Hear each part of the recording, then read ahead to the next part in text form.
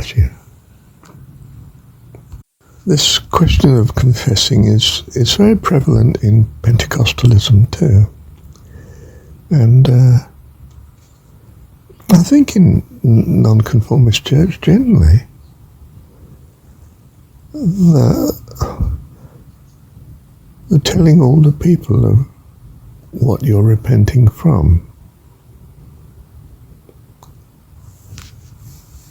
We, the audience, may feel very impressed, even inspired to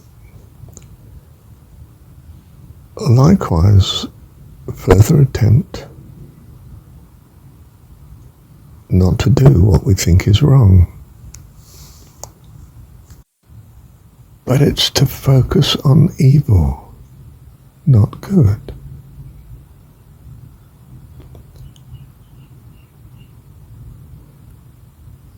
I don't love God because I've seen how and experienced how bad the devil is.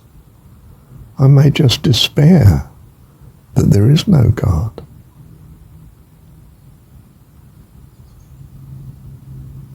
Whereas, if I appreciate the goodness of God, even narrowly to me, just that, I may be so appreciative that I long to trust in His existence, to thank Him and love Him with all my heart. Do you see? The confessional and the confessing to the congregation can become not a good entertainment.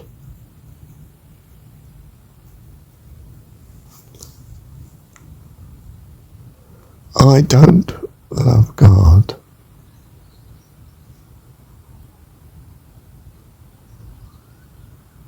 because I have overcome evil. Many people give up addiction. They don't come to love God because of it. But many people are in the grip of addiction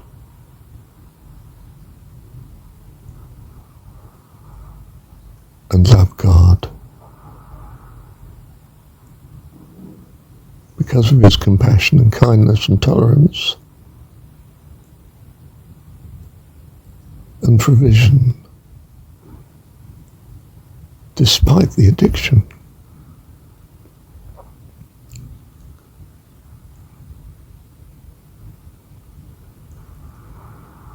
And in gratitude for His tolerance, the love of God grows and grows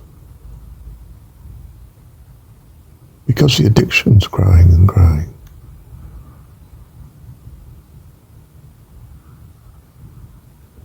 I would rather leave this world with an addiction and the love of God than no addiction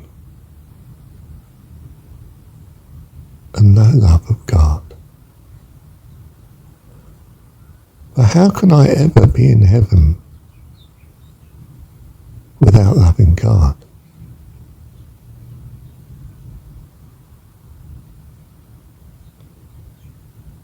Whereas the addiction, He can take away yesterday if He so chooses.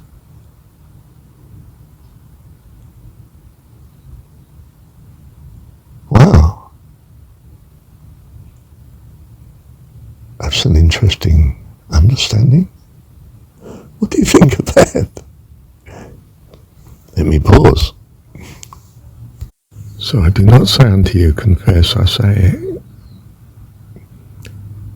there's no point in confessing to God because He knows.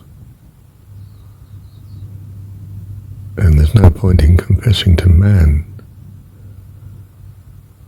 because he can't do anything about it, really.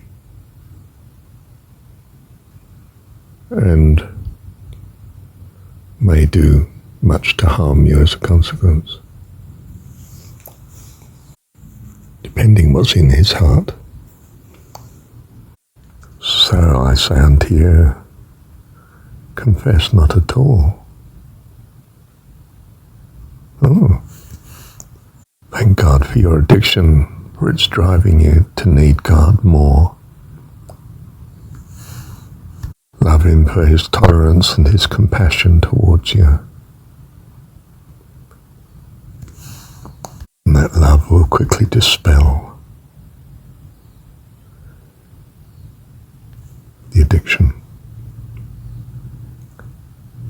Thank you, Dad. For it is love that conquers. The kindness, the presence of our Heavenly Dad, not we ourselves. So it is that we trust him with all our heart. That trust gives us great hope.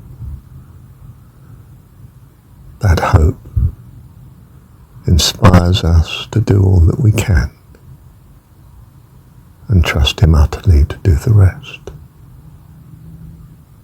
Wonderful God, our God, lovely God.